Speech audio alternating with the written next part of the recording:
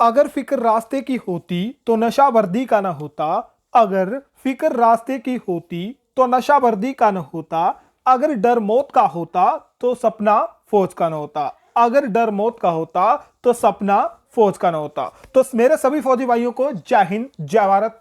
तो आज की क्लास आप सभी के लिए मोस्ट इंपॉर्टेंट रहेगी। आज हम डिस्कस करेंगे इंडियन आर्मी का practice set paper number 10। Most important class आपकी रहेगी। नए क्वेश्चन डिस्कस करेंगे, बहुत ज्यादा नॉलेज आपको देखने को मिलेगा। स्पेशली ये वीडियो रहेगी आर्मी, जीडी और ट्रेडमैन के लिए प्रैक्टिस सेट है।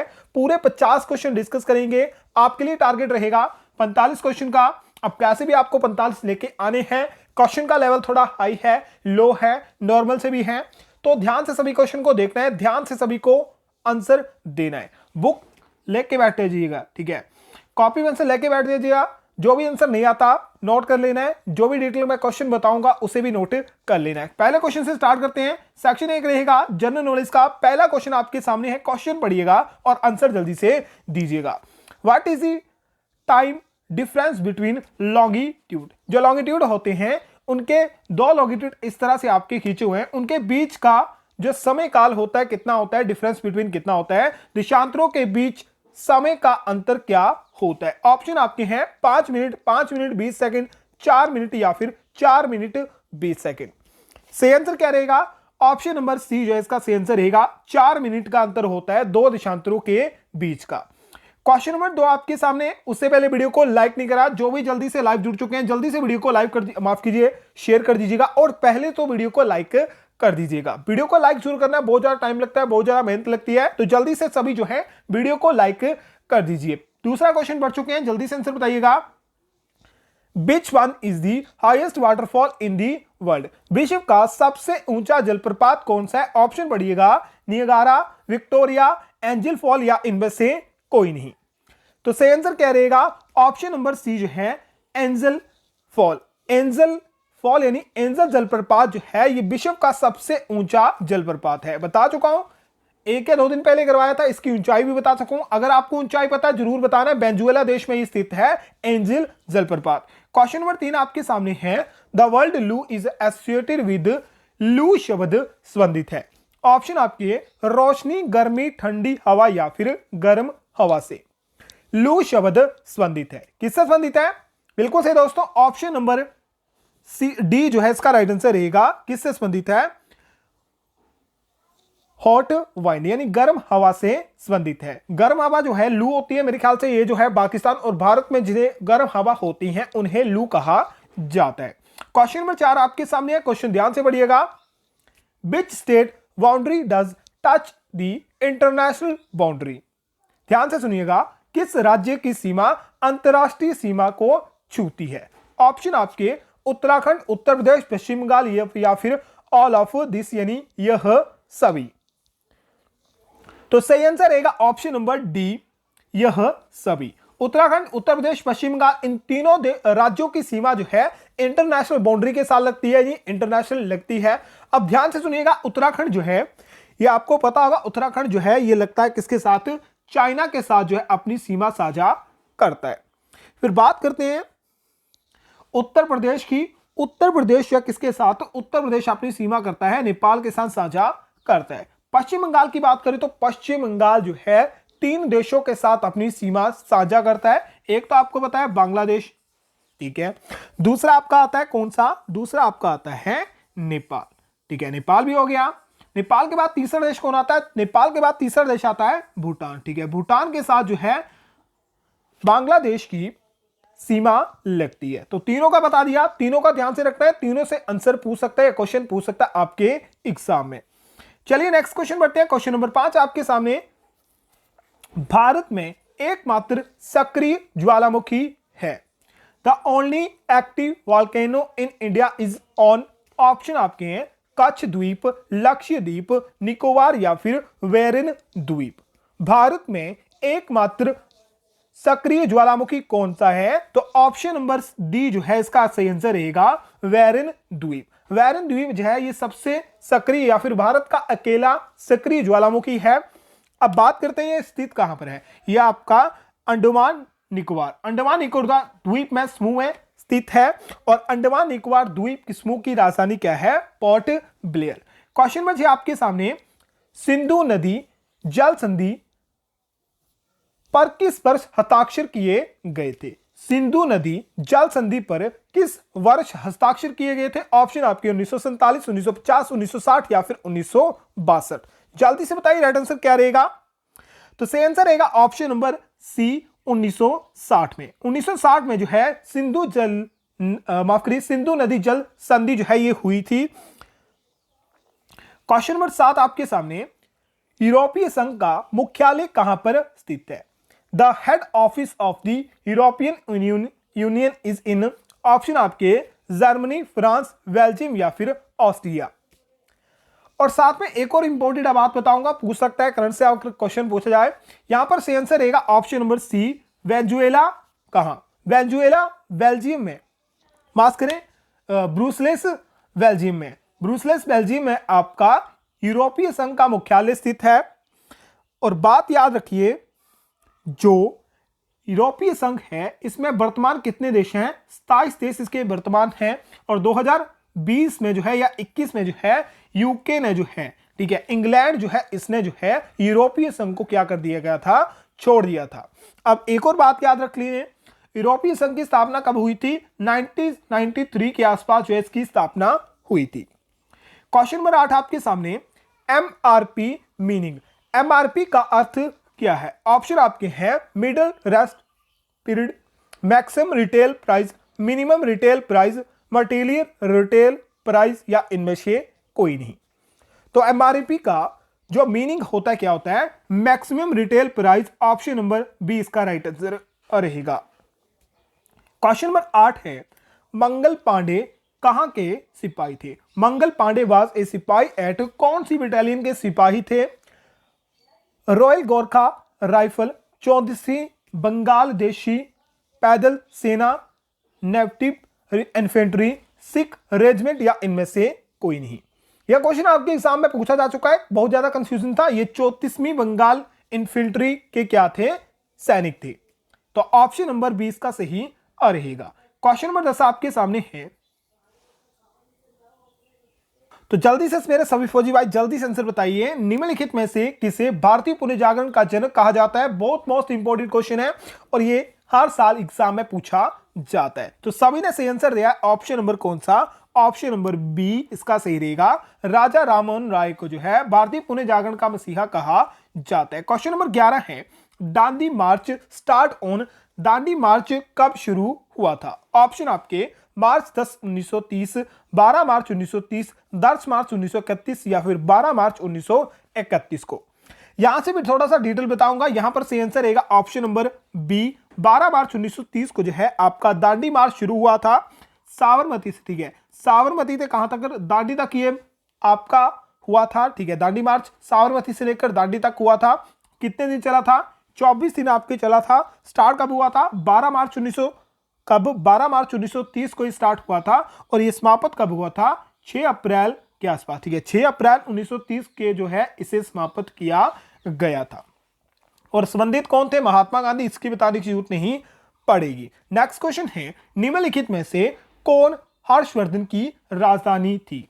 Which among the following was the capital of Harshvardhan? Option आपके हैं कन्हरी, कुशीनगर, वेलूर या फिर कनौज। इनमें से हर्षवर्धन की राजधानी कौन सी है? सही आंसर रहेगा option number D, Kannauj. Kannauj थी हर्षवर्धन की राजधानी थी। क्वेश्चन नंबर 13 है, मणिपुर, त्रिपुरा और मेघालय राज्यों का गठन वर्ष में किया गया था? मणिपुर, त्रिपुरा और Meghalaya were formed in the year, कब इनकी स्थापना हुई थी? 72 में, 75 में, 76 में या फिर 77 में। सी आंसर रहेगा ऑप्शन नंबर ए, 1972 में जो है ये 3 राज्य बनाए गए थे, त्रिपुरा, मणिपुर और मेघालय। क्वेश्चन नंबर 14 आपके सामने है। उससे पहले दोस्तों जो भी लाइव आ चुके हैं तो लाइव जल्दी से, जो भी दोस्त लाइव चुने हैं जल्दी से पहले जो है कमेंट बॉक्स में जय हिंद लिख लीजिए और जल्दी से वीडियो को लाइक कर दीजिएगा। और वीडियो देखने के बाद जो है वीडियो को शेयर जरूर करना है। और चैनल जिसने सब्सक्राइब नहीं करा जल्दी से चैनल को सब्सक्राइब कर लीजिएगा। यहां आंसर आपको बताना है Kanchenjunga peak is located in, Kanchenjunga चोटी डैश में स्थित है, कहां पर स्थित है कंचनजंगा चोटी? ऑप्शन आपके हिमाचल है, हिमाद्री है, सह्याद्री है या फिर अन्नामलाई। तो सही आंसर रहेगा option number B, Himadri. Himadri में स्थित है आपकी कंचनजंगा चोटी। कंचनजंगा चोटी आपको बताना है किस राज्य में स्थित है या कहां पर स्थित है। यहां से कुछ इंपॉर्टेंट क्वेश्चन आपको बता देता हूं। कंचनजंगा चोटी जो है विश्व की तीसरी सबसे ऊंची चोटी है और भारत की दूसरी सबसे ऊंची चोटी है। इसकी लंबाई कितनी है, इसकी लंबाई पूछ सकता है, मोस्ट इंपोर्टेंट है। कंचनजंगा की ऊंचाई जो है 8,500 कितनी है, 86 मीटर है। क्वेश्चन नंबर 15 आपके सामने है, पृथ्वी का वास्तविक आकार क्या है? What is the actual shape of the earth? Option आपके है समतल, वृत्त, गोला या फिर चपटा अंडाकार आकृति का। पृथ्वी की वास्तविक आकार क्या है? सही आंसर रहेगा ऑप्शन नंबर डी, वास्तविक जो है अंडाकार की आकृति का है हमारी पृथ्वी। किस तरह से? इस तरह से, ठीक है, याद रखिए, कुछ इस तरह से, इस तरह से, ठीक है, इस तरह से कुछ इस प्रकार की है हमारी पृथ्वी। हो सकता है थोड़ी सी अजीब हो पर आपको इंपॉर्टेंट क्वेश्चन है। और जल्दी से बताइए जीके के कितने क्वेश्चन आपके सही थे, जल्दी से कमेंट बॉक्स में बता दीजिएगा। और जो दोस्त अभी अभी जुड़े हैं उन्हें एक और फिर से मैं सुना देता हूं। मोटिवेशन लाइन है पर ध्यान से सुनोगे, बहुत ज्यादा मीनिंग है इस लाइन में, ठीक है। अगर फिक्र रास्ते की होती तो नशा वर्दी का ना होता, अगर डर मौत का होता तो सपना फौज का ना होता। तो सभी फौजी भाई जो हैं जल्दी से वीडियो को लाइक कर दो। सेक्शन भी रहेगा जनरल साइंस का, 15 में से टारगेट खुद सेट करना है, मैंने 45 का टारगेट टोटल दिया हुआ है। क्वेश्चन है, which is used as a shaving mirror? Shaving mirror के रूप में किसका उपयोग किया जाता है? ऑप्शन आपके मिरर की बात हो रही है। कन्वेक्स मिरर उत्तल दर्पण, कन्वेव मिरर अवतल दर्पण, प्लेन मिरर समतल दर्पण या इनमें से कोई नहीं। तो सही आंसर रहेगा ऑप्शन नंबर बी, माफ कीजिए, अवतल दर्पण यानी कन्वेव मिरर का उपयोग किया जाता है शेविंग मशीन, शेविंग करने के लिए। क्वेश्चन नंबर 2 है, ध्यान से सुनिएगा, वायुमंडल की दूसरी परत कौन सी है? Which is the second layer of the atmosphere? Option है मीसोस्फेयर, बाह्य वायुमंडल, क्षोभमंडल या फिर स्ट्रेटोस्फेयर। स्ट्रेटोस्फेयर सही आंसर रहेगा ऑप्शन नंबर डी, स्ट्रेटोस्फेयर जो है, ठीक है। स्ट्रेटोस्फेयर जो है ये वायुमंडल की दूसरी परत है।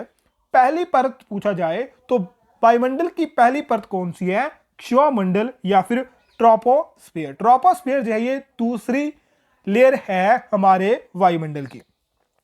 तीसरी परत पूछी जाए तो तीसरी आपकी परत है मीसोस्फेयर। तीसरी परत है मीसोस्फेयर वायुमंडल की। और नंबर 4 पर आपकी आती है थर्मोस्फेयर यानी वायुमंडल। क्वेश्चन नंबर 8 आपके सामने, खसरा किसके कारण होता है? खसरा नामक बीमारी किसके कारण होती है? ऑप्शन बैक्टीरिया, बैटरी नहीं होगा, बैक्टीरिया, वायरस, प्रोटोजो या फिर फंगस। जल्दी से बताइए राइट आंसर क्या रहेगा।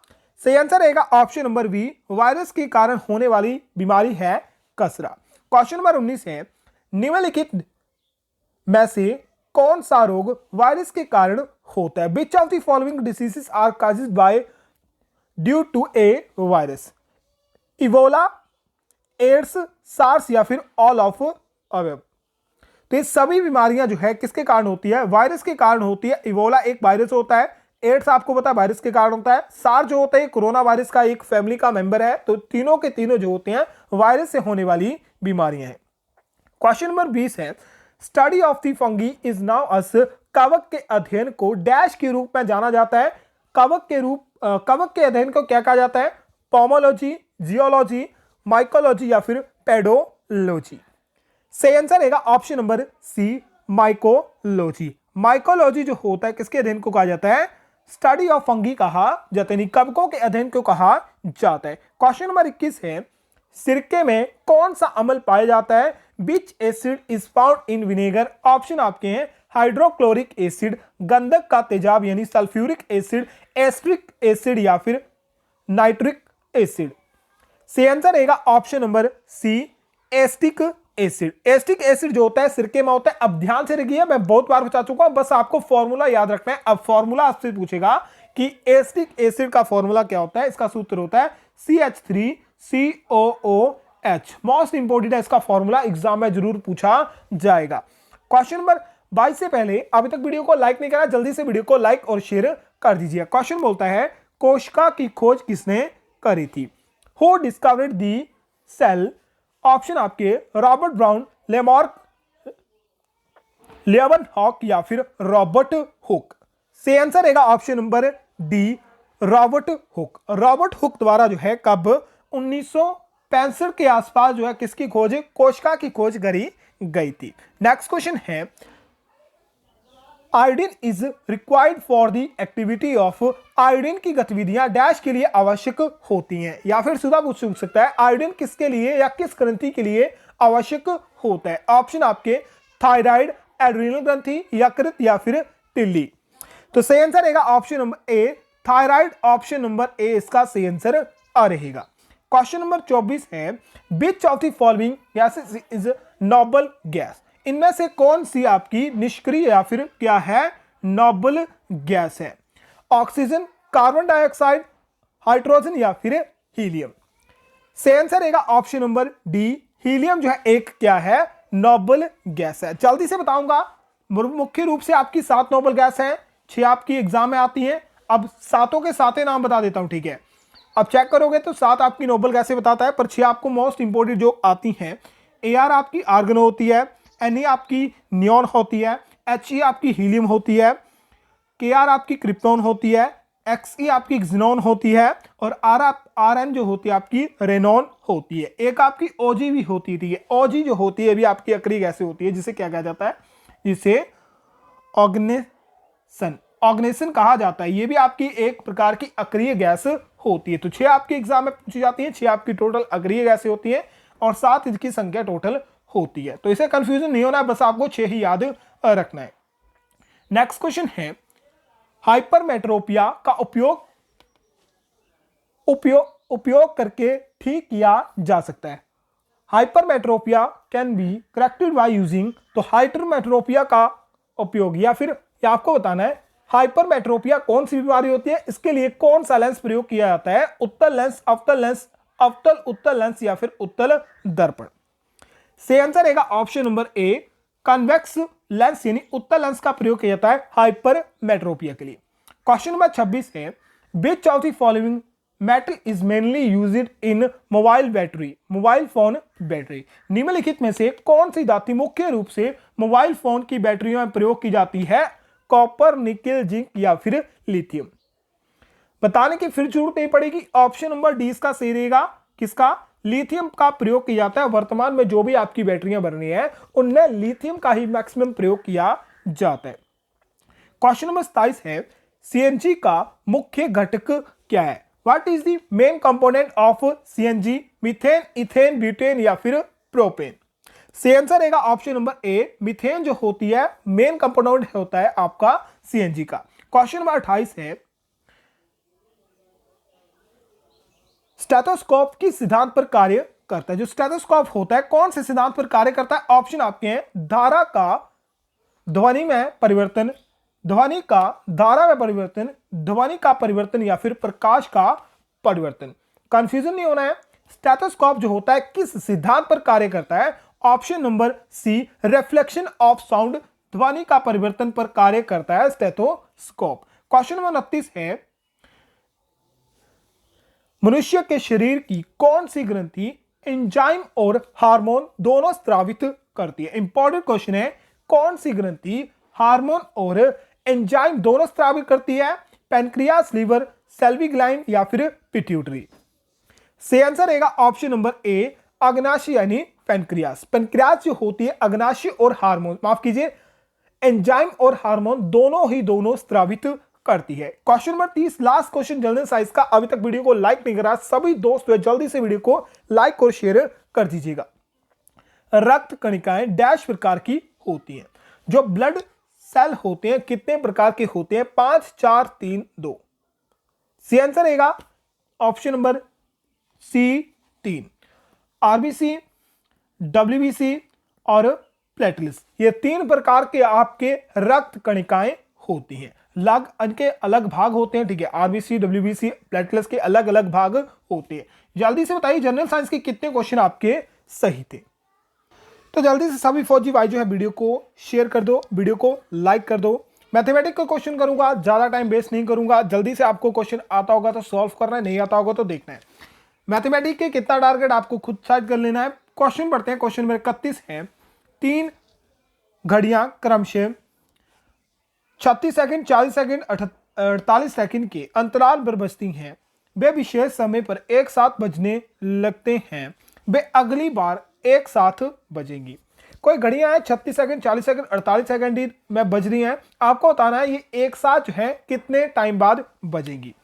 इसके लिए आपको कुछ नहीं करना है, बोलो एक साथ बजेंगी, सीधा आपको जो है एलसीएम निकाल लेना है 36, 40 और 48 का। सबसे पहले 2 से जाएंगे, 18, 20 और 24। 2 से जाएंगे कितने, 9, 10, 12। फिर 2 से जाएंगे कितने, 9 का 9, 5 और 6। फिर से 2 से जाएंगे 9, 5 और फिर 3 से जाएंगे 3, 5 और 1। फिर 3 से जाएंगे, ये 1 हो गया, ये 5 और 1। फिर 5 से चले जाएंगे, ये 1, 1 हो जाएंगे। 2 दूनी 4, 4 दूनी 8, 8 दूनी 16।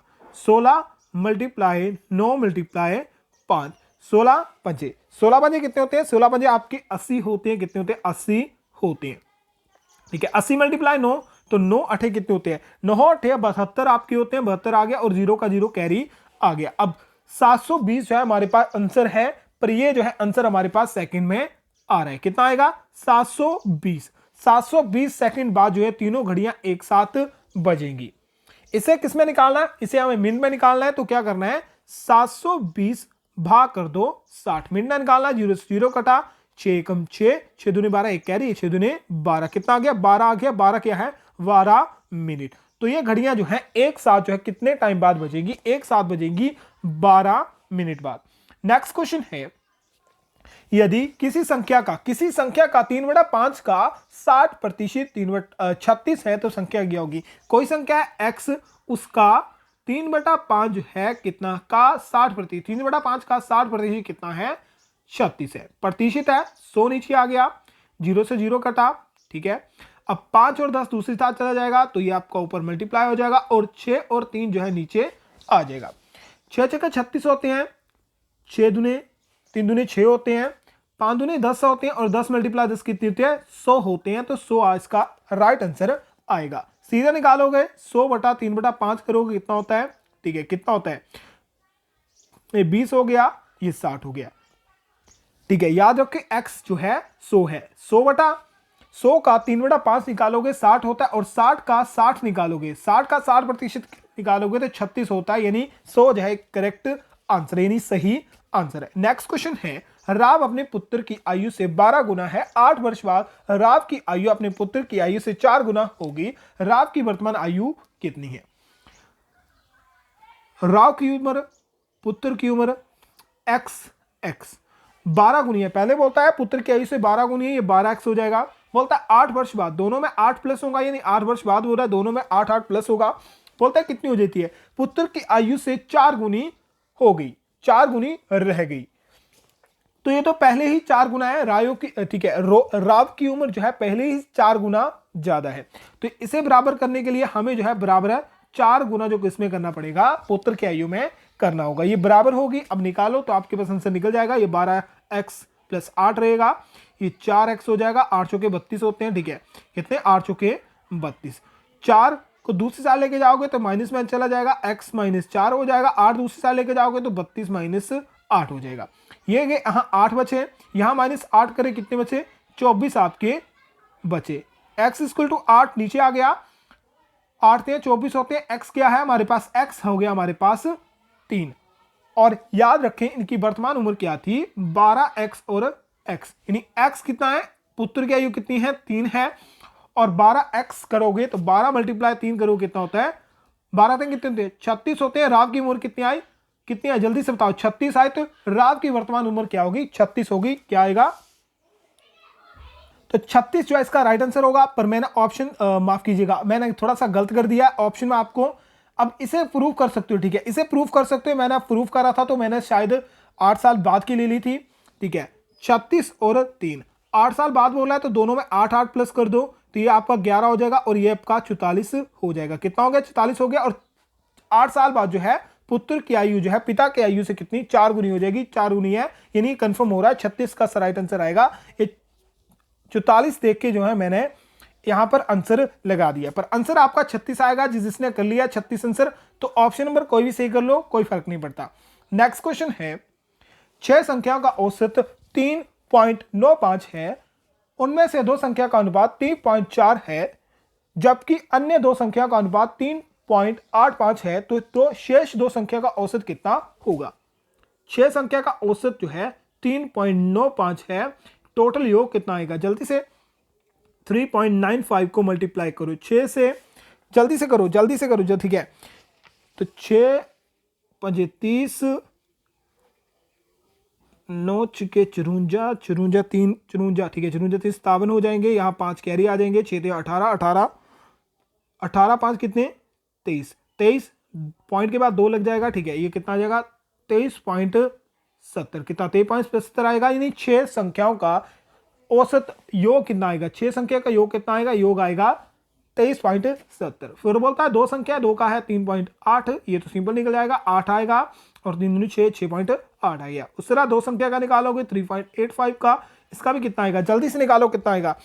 इसका आएगा 7.70, ठीक है। अब फिर साथ सॉल्व करो, 0 का 0 रहेगा, 7 7 14 1 15 हो जाएगा, एक कैरी आ जाएगा, 7 7 14 हो जाएगा, कितना हो गया? तो 4 संख्या का योग कितना है? 4 संख्या का टोटल योग है 14.50 और 6 संख्या का टोटल योग है 23.7।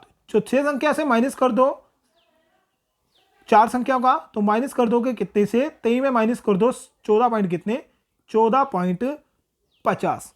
जल्दी से बताओ कितना आएगा? जल्दी से बताओ, ठीक है। यह आ जाएगा 9.2, कितना आ जाएगा? 2 संख्याओं का, ठीक है। अब जो बची हैं 2 संख्या, उनका टोटल योग कितना है? 9.2 है। अब इसे जो है आपको एवरेज में निकालना है। आपसे औसत पूछी है अन्य 2 संख्याओं की, तो सीधा आपको बताए 9 का आधा कितना होता है? 9 का आधा होता है 4.5 और 2 कैरी है तो 2 डिवाइड कर दोगे तो कितना हो जाएगा? 4.6, इसका राइट आंसर हो जाएगा, ठीक है। ध्यान से करना, मैंने 4.6 आपको आंसर बता दिया। ऑप्शन नंबर ए जो है इसका सही आंसर आएगा। फिर बोलता है 7.5 किलोग्राम का कितना प्रतिशत 18 ग्राम होगा? सिंपल सा क्वेश्चन है, किस तरह से होगा ध्यान से देखिएगा। सबसे पहले तो इसे ग्राम में बदलो, 7200 ग्राम का कितना प्रतिशत? x प्रतिशत जो है, यानी x प्रतिशत 100 नीचे आ गया, x प्रतिशत का कितना 18 के बराबर होगा। यहां 100 ऊपर मल्टीप्लाई आ जाएगा, 72 आपका नीचे आ जाएगा, काटो 8 से कट जाए, 18 से 72 कट जाएगा, 18 चौके 72 होते हैं। x इक्वल टू कितना है? 1/4। 1/4 को सॉल्व करोगे, ठीक है, इसे परसेंटेज में निकालोगे या किसी तरह भी निकालोगे, किस तरह से करोगे, ठीक है। ये 1 आ गया, 4 को करोगे, 0 आ गया, 1 0 कैरी आ गया, 4 दूनी 8 होते हैं, ये 8 कट गया, 2 0 आ गया, फिर 1 0 आ गया, 8 में 5 चौके 20 होते हैं, ठीक है, 5 चौके 20 होते हैं, 20 से कट गया, कितना आ गया? 0.25 प्रतिशत इसका सही आंसर होगा। कितना? 0.25, कौन सा? Option number C. Next question है 17 गेंदों को 720 रुपए में बेचने पर 5 गेंदों के लागत मूल्य के बराबर हानि होती है, तो एक गेंद का क्रय मूल्य कितना है? 17 गेंदे जो हैं इन्हें बेचने पर 720 रुपए प्राप्त होते हैं, पर हमें हानि होती है। याद रखें, हमें हानि होती है कितनी? 5 गेंदों के बराबर। 5 गेंदों के बराबर जो है हमें हानि होती है। यानी ये 720 रुपए जो हैं ये कितने वास्तविक में कितनी गेंदों के बराबर हैं? 17 गेंदे हैं, बेची 720 में, 5 गेंदों का क्या हुआ? 5 गेंदों के मूल्य के बराबर जो है हमें हानि हुई। याद रखें, 5 गेंदों के बराबर हमें हानि हुई, तो वास्तविक में 17 में माइनस कर दो 5 कितना? 12। ये वास्तविक मूल्य जो 720, ये 12 बोलों के बराबर है। ये 12 बोलों के बराबर है 720। यहां से एक बोल का निकाल लोगे, 720 बटा 12 कितने से कट जाएगा? 12 छिके 72 होते हैं, तो 1 0 कैरी आ जाएगा। एक बॉल की कीमत कितनी हो जाएगी? 60 रुपए हो जाएगी। यानी 1 पौंड की क्रय मूल्य है 60 रुपए। ऑप्शन नंबर सी इसका रहेगा।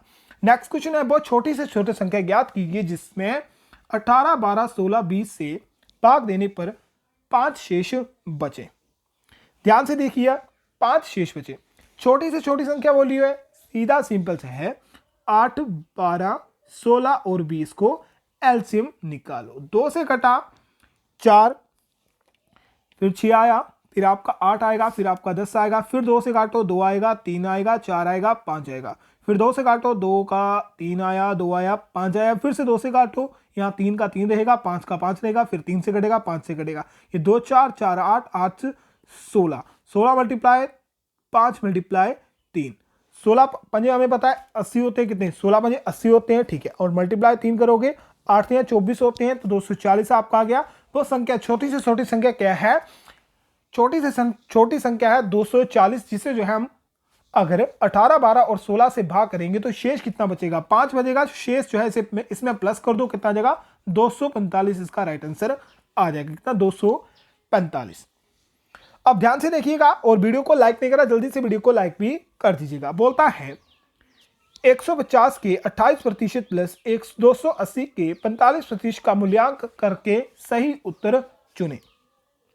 450 28%, 280 का 45%, 0 से 0 कटा, 0 से 0 कटा, 9 से कटा 5, 9 से कटा 5 से कटा 2, 2 से कटा 14, यहाँ भी ऐसा ही होगा, ये कटेगा 9 आएगा, यहाँ 2 आएगा, 2 से कटेगा 14 आएगा, यानी आपके पास 9 मल्टीप्लाई 14 प्लस 14 मल्टीप्लाई 9, सीधा है 14 को मल्टीप्लाई 9 से कर दो और इसे दुगना कर दो तो राइट आंसर आपके पास निकल जाएगा। इसे सिंपल था, ठीक है, तो इसे मल्टीप्लाई करोगे 4 ना 36 आगे होते हैं, 3 कैरी 9, 112 नहीं 126, 126, ये भी 126 है, 126 है, 126 मल्टीप्लाई 126 करो कितना होता है, कितना जल्दी सा 252 आपका होता है, यानी ऑप्शन नंबर सी इसका राइट आएगा। अब क्वेश्चन नंबर 39 ध्यान से देखिएगा, x और y की आयु का अनुपात 3 और 1 है, 15 वर्ष बाद उनकी आयु का अनुपात 2 और 1 हो जाता है, तो वर्तमान आयु क्या है। x और y, वर्तमान आयु का अनुपात 3 और 1 है, 15 वर्ष बाद यानी 15 प्लस कर दो, दोनों में प्लस कर दिया 15 वर्ष बाद उनकी आयु का अनुपात जो कितना हो जाता है, उनकी आयु का अनुपात हो जाता है 2 और 1, ठीक है, 2 और 1। अब 3x, इसे 3x मान लो, इसे 1x मान लो। अब याद रखिए 3 अनुपात 1 जो है किसके बराबर है, इन दोनों के बराबर है, तो इसे बटा में कर दीजिएगा, ये इसके बराबर है। आपके पास आंसर आ गया, इन्हें बटा ले लिया और ये 2 अनुपात 1 जो है इसके बराबर है, और यहां पर अनुपात लिया होता है, ये भी इसके नीचे आएगा, यानी बटा में आएगा।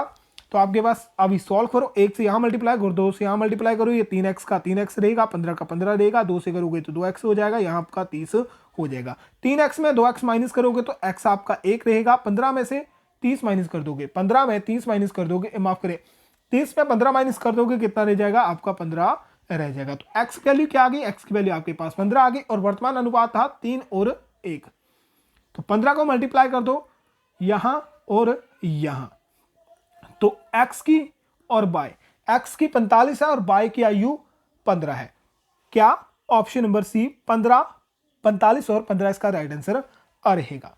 नेक्स्ट क्वेश्चन है, दो संख्याओं का गुणनफल 120 है और उनके वर्गों का योग 299 है, तो संख्याओं का योग क्या होगा। इस क्वेश्चन को थोड़ा सा ध्यान से देने, क्वेश्चन थोड़ा सा कंफ्यूजन कर सकता है। बोलता है x और y जो है आपके पास 120 है, x का स्क्वायर प्लस y का स्क्वायर जो है आपके पास क्या है 289 है। यहां से देखोगे तो x प्लस y का होल स्क्वायर यहां से फॉर्मूला भरना है, जो कि x square plus y square plus 2xy के बराबर होता है। xy हमारे पास है, x स्क्वायर और प्लस y स्क्वायर हमारे पास है, तो वैल्यू पुट कर दो जल्दी से।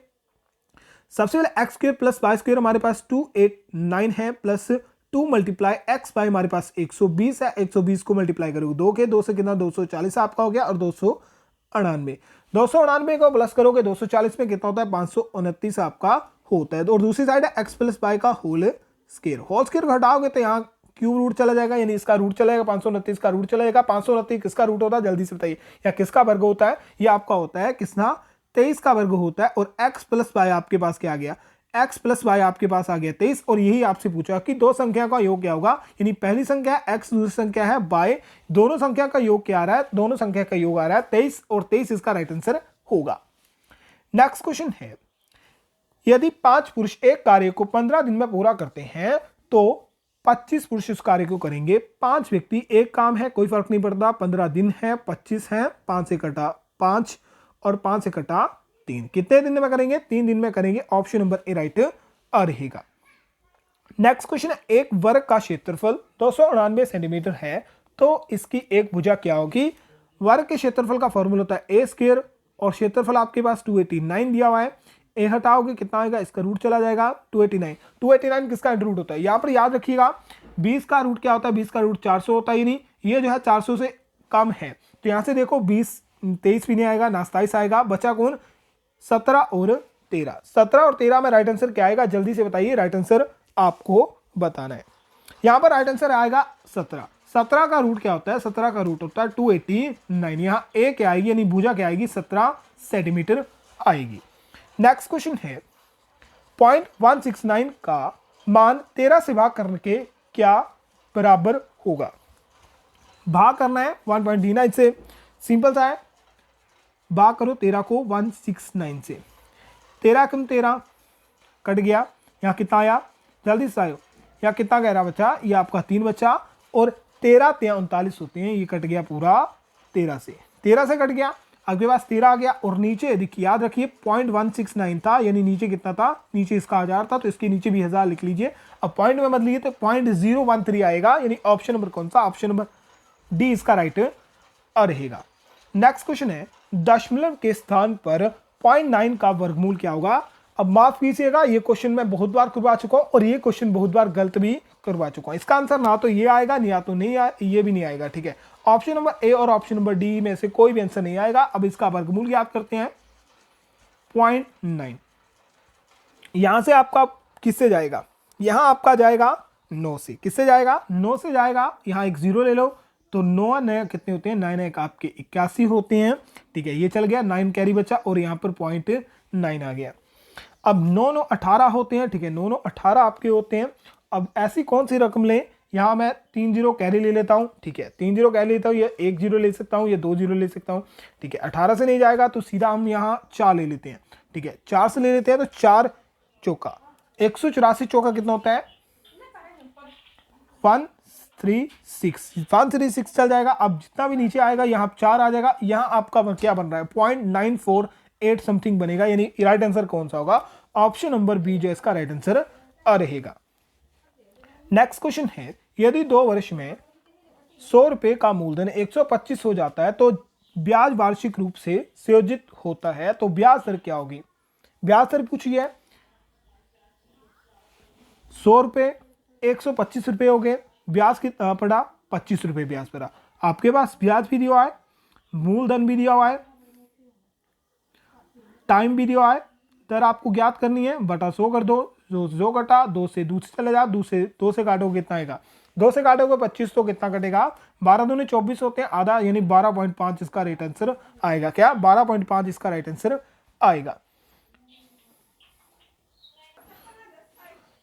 अब नेक्स्ट देखिएगा, नेक्स्ट जो है आपका क्वेश्चन है सेक्शन डी से, रीजनिंग के क्वेश्चन है। क्वेश्चन में 40 है तो जल्दी से बताइए राइट आंसर क्या रहेगा? सुख दुख, प्लेजर सोरो, राइट क्या होगा? राइट क्या होगा? और रॉन्ग यानी गलत आपका रहेगा। नेक्स्ट क्वेश्चन थोड़ा सा कंफ्यूजन कर सकता है, ध्यान से देखना। 957 को ये क्या लिख रहा है? 957 को लिख रहा है THOW अवे गार्वेज, ठीक है, गार्वेज। और 528 को क्या लिख रहा है? 528 को लिख रहा है गिव अवे स्मोकिंग, ठीक है। और 213 को ये क्या लिख रहा है? ये लिख रहा है स्मोकिंग इज हार्मफुल। क्या? Smoking is harmful. सर आपको बताना है स्मोकिंग के लिए कौन कोड यूज हो रहा है। सबसे पहले पहला, दूसरा और तीसरा। पहले और दूसरे पैराग्राफ में देखो, पहले और दूसरे में देखो कि कौन से नंबर जो है मैच खा रहे हैं। 9 मैच नहीं खा रहा, 7 मैच नहीं खा रहा, 5 मैच खा रहा है। 5 का 5 किसके साथ मैच खा रहा है? ठीक है, पहले और दूसरे ग्राफ में खा रहा है। अब यहां पर जाओ वर्ल्ड में, वर्ल्ड देखो कौन से कौन मैच हो रहे हैं, अवे और अवे मैच हो रहे हैं। नहीं 5 के लिए कौन सा कोड यूज हो रहा है? अवे यूज हो रहा है। इसी तरह देखो 3 और 2 और 3 में 2 और 3 में 2 2 और 2, ठीक है, 2 मैच कर रहा है, यानी यहाँ 2 मैच कर रहा है, यहाँ भी 2 मैच कर रहा है। अब यहाँ देखो दूसरे पैराग्राफ और तीसरे पैराग्राफ में कौन सा वर्ड जो है यूज हो रहा है। यहाँ स्मोकिंग और यहाँ भी स्मोकिंग, यानी स्मोकिंग के लिए क्या यूज हो रहा है, स्मोकिंग के लिए वर्ड यूज हो रहा है नंबर 2। तो नंबर 2 ऑप्शन नंबर ए इसका रहित रहेगा। यहाँ आपको रॉन्ग टर्म ज्ञात करना है। सीरीज आपके पास दी हुई है 17, 23, 31, 41, 53, 69। सिंपल सा गैप देखो, गैप से क्वेश्चन है। यहाँ गैप है 6 का, फिर गैप देखोगे, फिर गैप है 8 का, यानी यहाँ +2 हो रहे हैं। फिर देखोगे, फिर 10 का गैप है, फिर देखोगे, फिर गैप है 12 का, पर फिर गैप देखोगे, यहाँ पर गैप कितने का है, यहाँ पर गैप है आपका, फिर यहाँ पर देखो, फिर यहाँ पर गैप जो है 2 बढ़ेगा। कितना बढ़ेगा, 2 का बढ़ेगा। यहाँ तो होना तो आपका 14 चाहिए, पर यहाँ पर हो कितना है, 16 रहा है, यानी 69 जो है इसका गलत आएगा। यहाँ आएगा कितना, +2 करोगे 14, 57 + 14 करोगे 7 6, यानी 7 6 7 जो है इसका राइट आंसर आएगा। Question number 49, DGKNR। अब ABC ध्यान से देखो, ठीक है, ABC ध्यान से देखो, DGKN और R। D के में गैप देखो +7 का है, कितने का, +7 का। K और R में कितने का गैप है, +7 का। उसी तरह G और N में देखोगे +7 का गैप है। अगर ध्यान से देखोगे N में +7 करोगे, U आपका होता है, पर याद रखें G N और U जो आएगा छोटा U आएगा, U यहाँ बड़ा भी दिया है, छोटा भी दिया है, कंफ्यूजन नहीं होना है, छोटा U आएगा। ऑप्शन नंबर ए इसका राइट रहेगा। नेक्स्ट क्वेश्चन सिंपल है, बोलता है कि आपको दर्पण में देखने हैं, सभी नंबर आपको दर्पण में देखने हैं और कौन सा अक्षर जो है सेम दिखेगा। अब ध्यान से देखना, दर्पण में भी दिखोगे, अभी इस तरह दिखेगा, ठीक है, अभी जो है सेम दिखेगा आपको इस तरह से। एस देखोगे, एच भी इस तरह से दिखेगा, पर आर जो है, आर इस तरह से दिखता है। दर्पण में किस तरह से दिखेगा, कुछ इस तरह से दिखेगा, यानी आर तो यहाँ नहीं आएगा। उसी तरह नेक्स्ट ऑप्शन देखोगे, एच आपका सेम दिखेगा, आई आपका सेम दिखेगा, एम आपका सेम दिखेगा, ओ आपका सेम दिखेगा, पर एस जो है, एस द्वारा दिख रहा है। मैरन में कुछ किस तरह से दिखेगा, मैरन में कुछ इस तरह से दिखेगा, किस तरह से, कुछ इस तरह से। ये जिस तरह आपके 2 बनते हैं, ठीक है, जिस तरह 2 बनते हैं, पर उसे घुमा के इस तरह, ठीक है, माफ कीजिएगा, घुमा के कुछ इस तरह से कर दोगे, अब 2 भी नहीं बढ़ रहे, ठीक है, कुछ इस तरह, ठीक है, इस तरह से आपका बनेगा। यहाँ पर ऑप्शन नंबर बी भी राइट नहीं रहेगा। अब ऑप्शन नंबर सी को ध्यान से देखोगे, ऑप्शन को ध्यान देखोगे, ए की तरह दिखेगा, ओ की तरह दिखेगा, अवी की तरह दिखेगा, आई की तरह दिखेगा, फिर अभी भी इस तरह से दिखेगा, फिर ओ भी और ए भी, क्योंकि ये कैपिटल जो है यहाँ से रिपीट हो रहे हैं, फिर यहाँ से रिपीट हो रहे हैं, बीच में आई है, आई तरह दिखता है। ये कौन सा सही दिखेगा, ऑप्शन नंबर सी जो है सेम का सेम दिखेगा। Option number D, option number C इसका राइट आंसर रहेगा। चलिए दोस्तों, जल्दी से बताइए कितने क्वेश्चन आपके सही थे। एक बार फिर से सबको मोटिवेट कर देता हूं। अगर फिक्र रास्ते की होती तो नशा वर्दी का न होता, अगर डर मौत का होता तो सपना फौज का नहीं होता। तो सभी जल्दी से सभी फौजी भाई जो है वीडियो को लाइक कर दो, वीडियो को शेयर कर दो, जो भी लाइफ जुड़े हुए हैं। कितने क्वेश्चन सही है जरूर कमेंट बॉक्स में बताना है। बाकी अपना ख्याल रखना है, अपने घर वालों का ख्याल रखना है। जय हिंद, जय भारत।